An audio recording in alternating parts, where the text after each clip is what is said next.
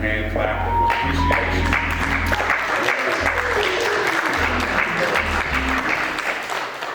All God asks you to do is be available. Yes. And see, the Spirit is the rest. Yes.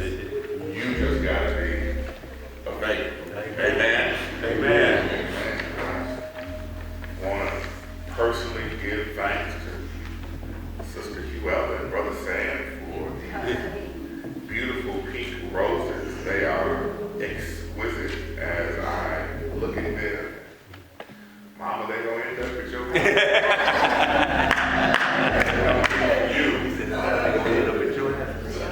Because I got a brown thumb. Y'all don't want to have me have it. At the moment they get to my property, they will begin to turn. I'll ruin flowers. And evidently my yard too, if you look at it. Well, if you have your Bibles with you or your smartphone, your Bible apps, I ask that you turn to the Gospel of Matthew, the 7th chapter. We want to look specifically at verses 13 and 14. The Gospel of Matthew, the 7th chapter. We want to look at verses 13 and 14. I ask that you are physically able, if you stand on your feet for reverence in the reading of God's holy word. I'll be reading from the New American Standard Version of God's word, and it reads as follows. Enter through the narrow gate. For the gate is wide and the way is broad that leads to destruction. And there are many who enter through it. For the gate is small and the way is narrow that leads to life. And there are few who find it. You may be seated. Thanks be to God. Thank you, God. I'd ask that you pray. Father God in heaven, we come to you in this moment to ask for your forgiveness of any sins of omission or commission that I may have committed. Father God, empty me of Gerald and fill me with the power and the presence of your Holy Spirit. Father, these of your people be as reckless with me as you desire to get glory for yourself. And if there's anyone in here who doesn't know you in the pardon of their sins or doesn't have a local house of worship and fellowship with the people of God, or they are just in need of prayer, at the appropriate time, I have him or her come down front and we will minister to them for their respective needs. I pray all of this because of the crucified, shed blood of Jesus the Christ. And together, as believers, we all say, Amen. Amen. I'd like to talk to you for a few moments this morning from the subject of follow the way. Follow the way. I enjoy traveling quite a bit. And I like to go to new places. Sometimes I like to drive to those places, and if it's over 6 hours, you got to put me in an airplane.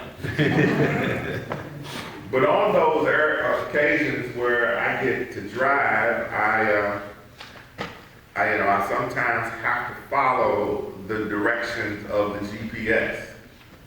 And as you know that there's some things that are man-made, and most stuff is man-made that don't last or don't get it right.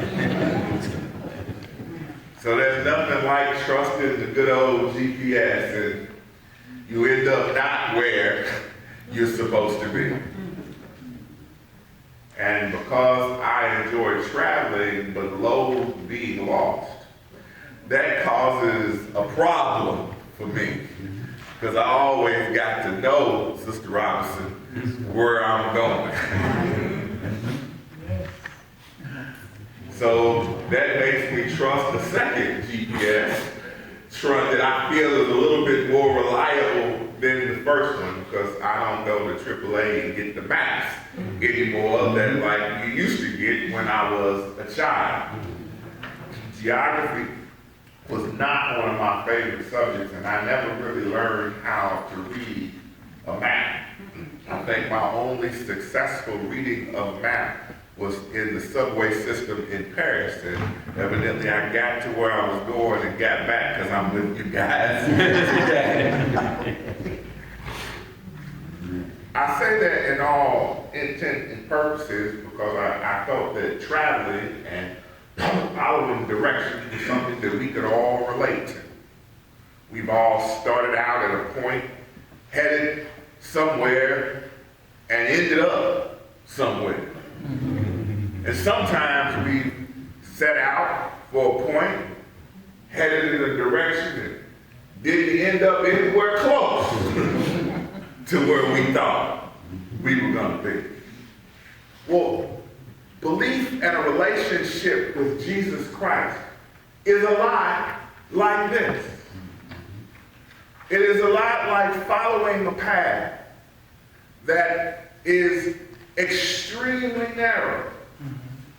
And sometimes it seems with all of our issues and trials that we experience in life that we can't fit everything we have on this small road. And it seems it would be much easier if we just stayed on the road that wasn't as narrow. Because at least we can take all our stuff with us. Well, what's this got to do with Christ and the narrow path? I'm glad you asked. See, in the 7th chapter of Matthew, Christ was teaching people. He talks first about judging. And, famous passage on judging is, if you could take the speck out of your own eye, not be concerned about the boulder,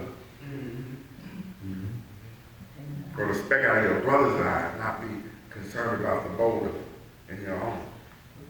Then he's teaching about really a faith concept. Ask, seek, and knock. Right? And, we get our colloquial phrases. You have not because you ask not.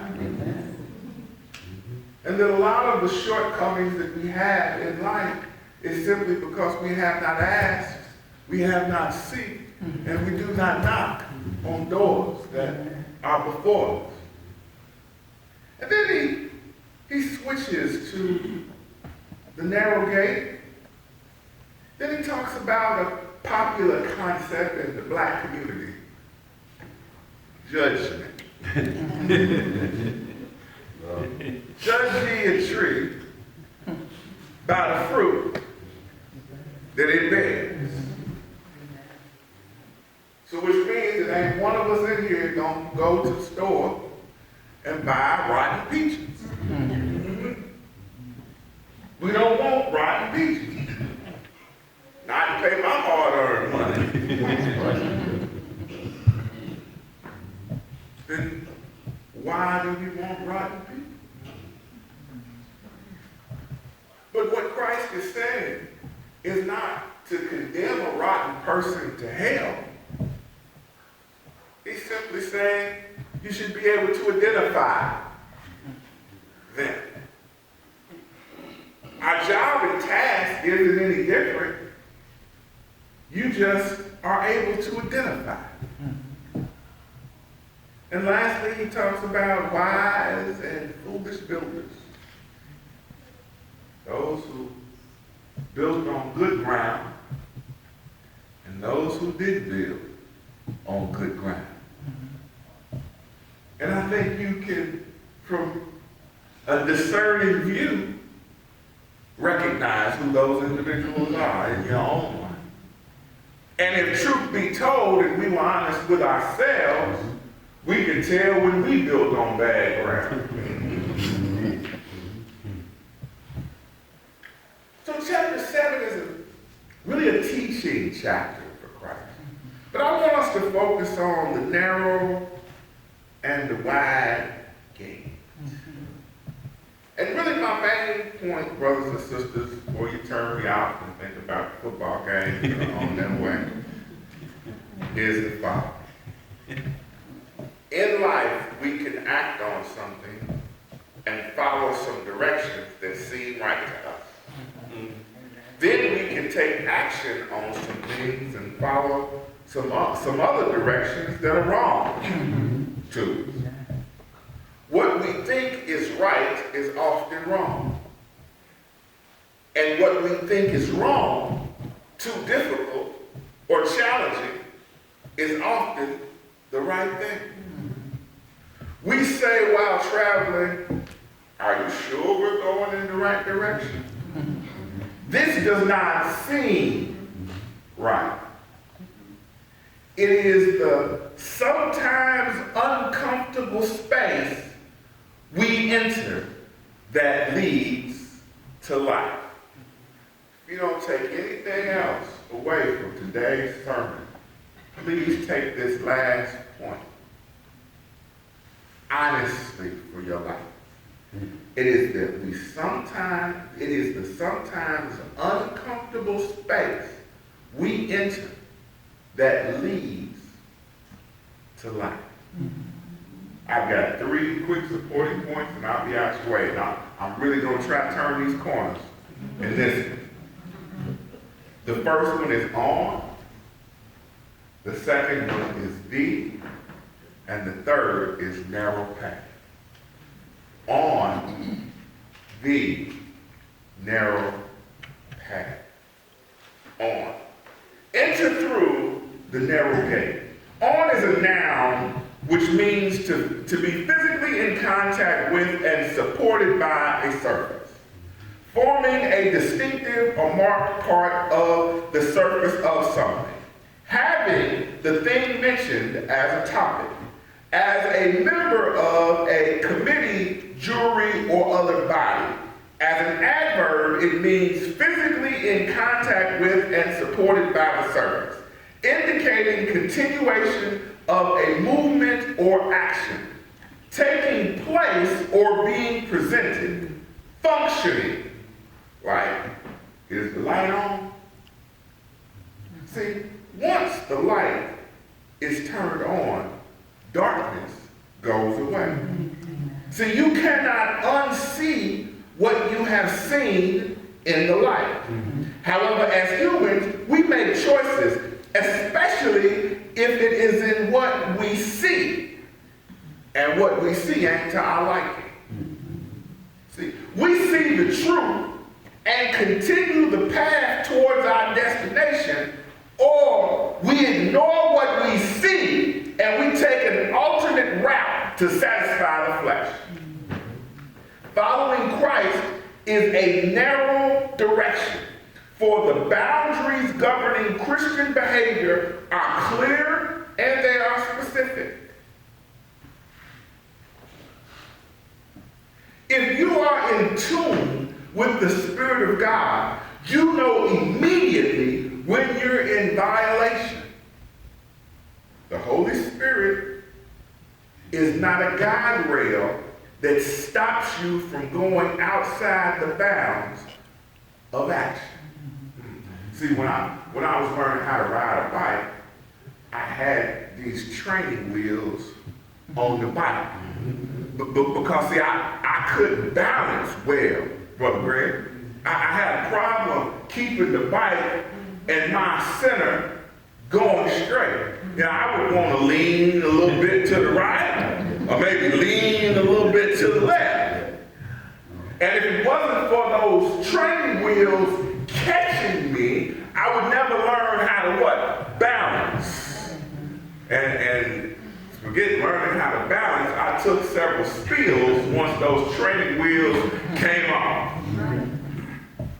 See, the Holy Spirit isn't like those training wheels. So in other words, although you will be alerted of danger, Will Rogers, you won't be stopped from going too far.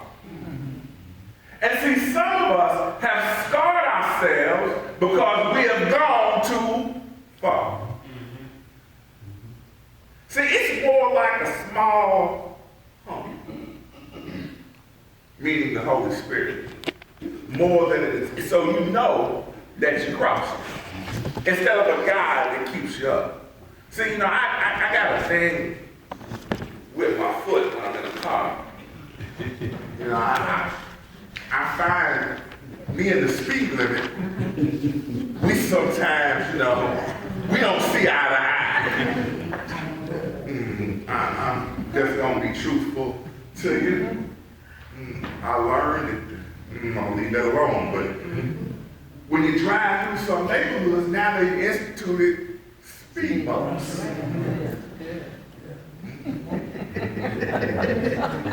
Just for me.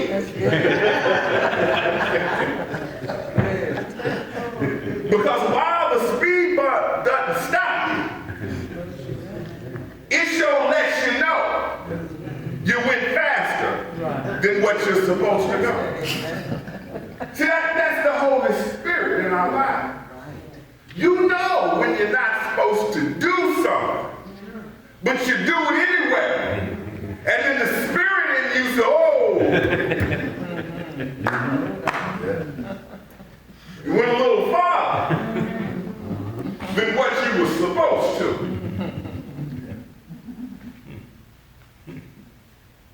It is your personal choice to live within the boundaries or to live outside of them. Therefore, Christ is saying, enter through the narrow gate, because the way to go is a specific way. There is no deviation. There is a specific path a believer must follow. Another word for narrow is limited or restricted. See, there is behavior in Christ that is restricted. Things, if you are a believer, you should do. You should not be slandering one another. You should not be covetous of one another. We should not abuse our bodies. We should love and not hate our enemies. It means that we must conform from our needs and wants to follow the will of God. See, my needs and wants will have me stand in the bed on Sunday morning because I want to rest. See, I forget what's in Matthew 8:19 and 22, which says, then the teacher of the law came to him and said, teacher, I will follow you wherever you go. Jesus replied, foxes have dens, and birds have nests, but the Son of Man has no place to lay his head. Another disciple said to him, Lord, first let me go and bury my father. But Jesus told him, follow me and let the dead bury their own. Ooh.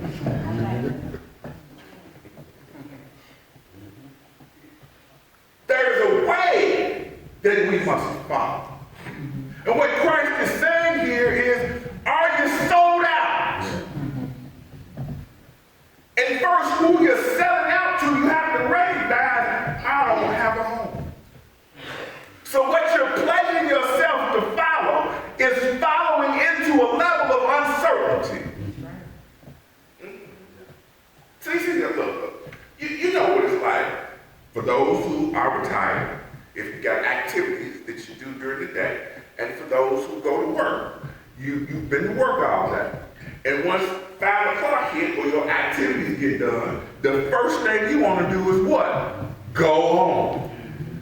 There is certainty because you understand exactly where you're going. You know your address, you know what you're going to do when you get there. There's the rest there. But see, what God is saying in this scripture in Matthew 8, he's saying there is no certainty in following me. You might not get rest or covering the way in which you think you're going to get it.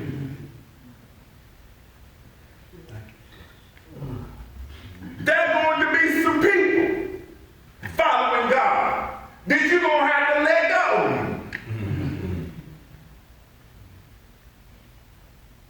See, your commitment to God must supersede the things that you feel are important, your convenience, your comfort. We believe in a specific path to God through a relationship with Jesus Christ, who bore sin on our behalf, that we should have relationship with God through Christ. Our life should mirror the sacrifice of Christ. See, intellectuals, specifically in the black community, see, we want to rationalize and explain things. See, the human mind wants and needs certainty. You know, the ability to explain away life and its comforts. You know, they say stuff like, tell me what Jesus' body is. Mm-hmm. Christianity is a white man's religion. When Christ was taken by his parents and hidden in Egypt, the Gospel of Luke, a Syrian man born, in the Gospel of Luke, a Syrian man buried the cross for Jesus. But Cyrene was in Africa. In Acts, on the day of Pentecost, Egyptians and Syrians were among those who heard the gospel in their native language and that was proclaimed by the apostles.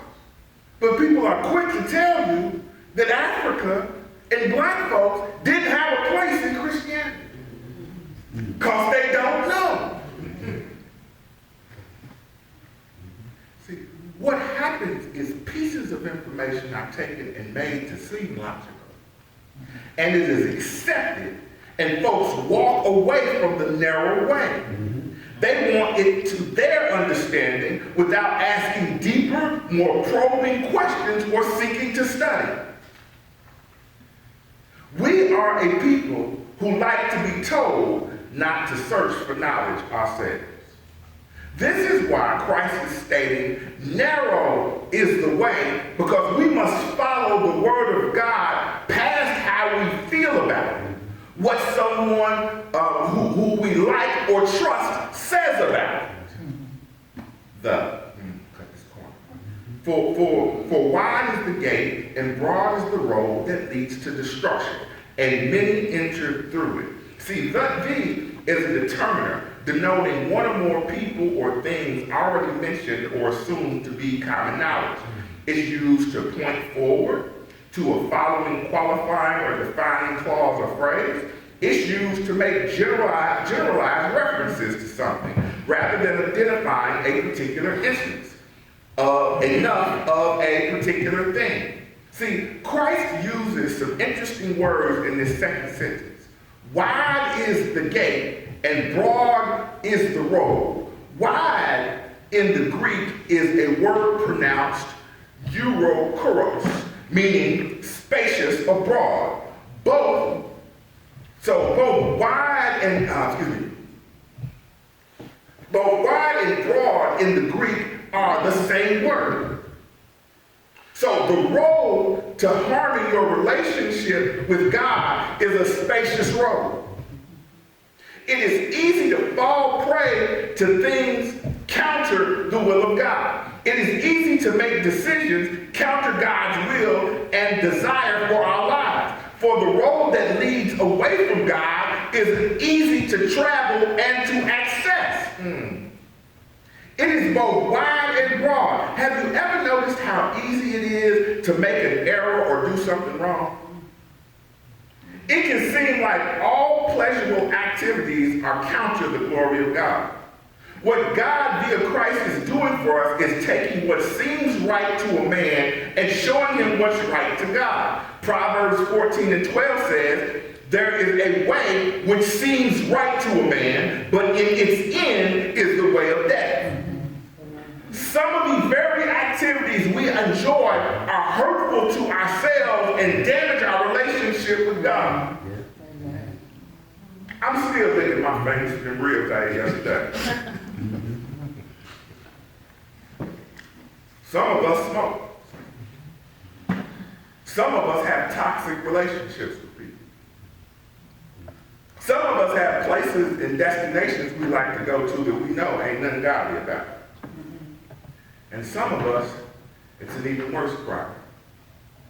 It's how we think. See, this is really the undisciplined life. The person with the inability to master his or her desires. It can start with small things like a trip to the doctor and the knowledge that you need to lose weight or that your diabetes is high. You're feeling bad, you want to pick me up, so you drive by Krispy Kreme and hot lights on. You love hot donuts. See, the tongue can be a weapon. And yours is loose. And someone you don't like enters the room. And you already having a bad day, so it just starts naturally. It seems without practice or reliance on the Holy Spirit, we just right on the wide and broad road. And we don't even know we're there. Because it's so easy to be there. Narrow path. But small is the gate and narrow the road that leads to life, and only a few find it.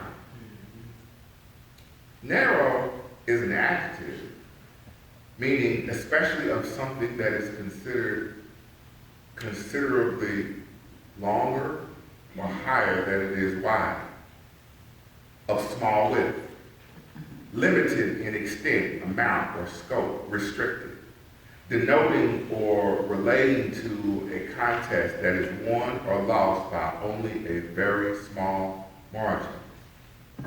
Path is a noun, and it means a way or track laid down for walking or made by continual treading. Following Christ is a free will decision, but it will cost you something. You will part with things you thought were of value to you, but in the long run, these things serve you no value. Those things will likely harm you in the long run and not benefit you. See, when I was younger, I thought there was nothing cooler than standing on the corner of Cecil and Broadway. Wasn't nothing cooler than that. All day watching the people drive by, the people I thought were making something of themselves in life. The activity, the cool people, the freedom. Who was I wrong? See, what I didn't understand is the corner had a shelf life.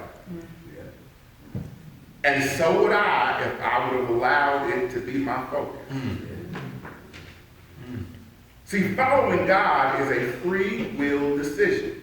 God wants us to choose Him. The challenges come from us humans and the time it takes for us and the benefits of following God to manifest. See, we often miss it because we start losing stuff that we want or that we think we're important. In the short run, it cost me what I thought was cool and hurt my individual development. See, friends my age who look now older than I am. And are sick for what they did to their bodies in the short run. Financial issues because saving was not part of the game plan.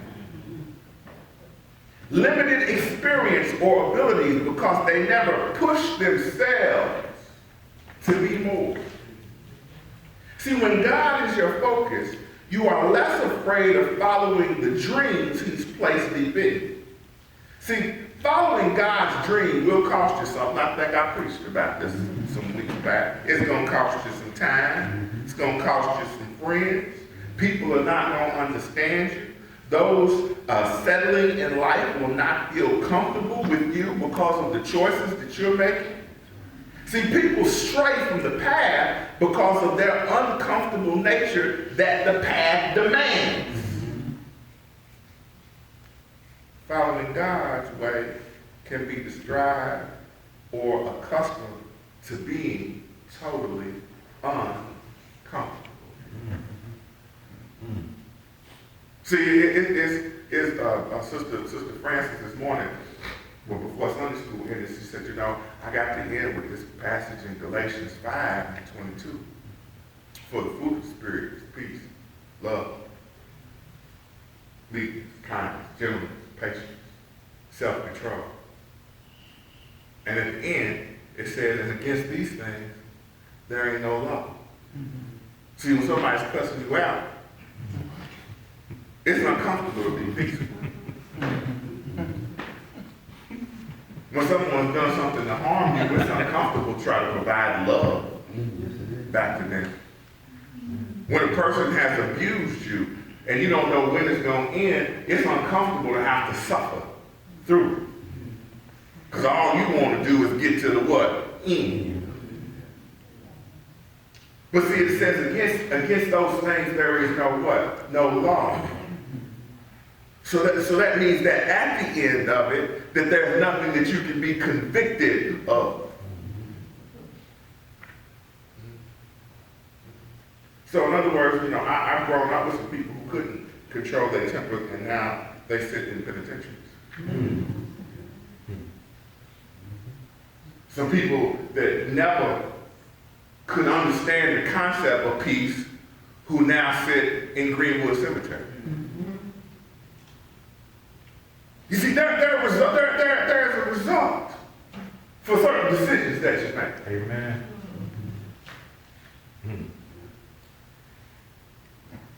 But it's going to be totally uncomfortable. Therefore, Christ said, narrow is the door, because we will need to follow the path of Christ, which is all about self-denial and self-sacrifice. As we build our spiritual muscles, we learn to endure. However, the growth of muscle causes discomfort. Ooh, let me tell you. So I saw my trainer yesterday morning before I came here. I had to get it out in early because I knew I was going to put the calories back on the remarkable. Yeah, my Sister Mariah can tell you, I sat next to her. I tried to have my back to everybody so they wouldn't see what was going on over there. So my trainer said yesterday morning, well, we're going to do combo exercises this morning. And I looked at her like, what's wrong with you? Like, did you just think of ways to cause me trouble? So during the moves, and it's the back of my hamstrings are still hurt. Like I didn't know these muscles were there. But what she's trying to do is strengthen my whole body. You'll get this on the way home. Because the pain that you're experiencing is God trying to polish off that fruit that he placed in your life that you don't realize is there. All right. So you don't realize you can be peaceful until you get a situation that tries your peace. You don't realize that you can suffer long until you have some weight that you got to carry that you don't know how long you got to carry. And that's why you cry out and say, oh Lord, how long? Can you help me with what I'm carrying? I joked. I think a couple of sisters were talking about books that were shared with folks during Sunday school this morning. They said, no, I got a book on patience. Oh, hold on. I stopped praying for patience a long time ago, because you know what's going to happen? God going to make you wait. And if you ain't prepared to wait, patience. And we all have to be patient. But it's not till you get put in those situations where you got somewhere to go, and everywhere you get to because you're rushing and the line is long, and all you want them to do is hurry up, and your patience starts to attack other things that's going on, so your peace gets attacked. When your peace starts getting attacked, then your temper gets short. Then you ain't looking like the fish that you got displayed on the back of your car to recognize that you're a Christian, but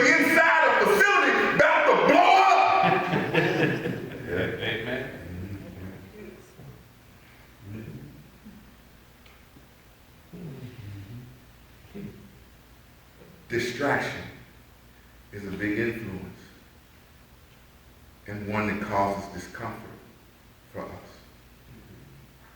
It can kill you. It hides from you what is needed in life. As believers, we learn to press our way to the kingdom of God. Matthew 11 and 12 says, the kingdom of heaven suffers violence, and the violent take it by force. So some things of God, you got to press your way toward. Amen. If you want peace, you got to press your way to peace. Yeah. If you want love, you got to press your way into love. Because that's how you're going to learn to exhibit that fruit. It's from pressure.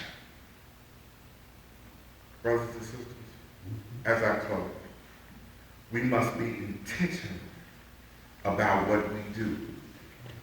Because what we do shows what we believe. To God's name. Amen.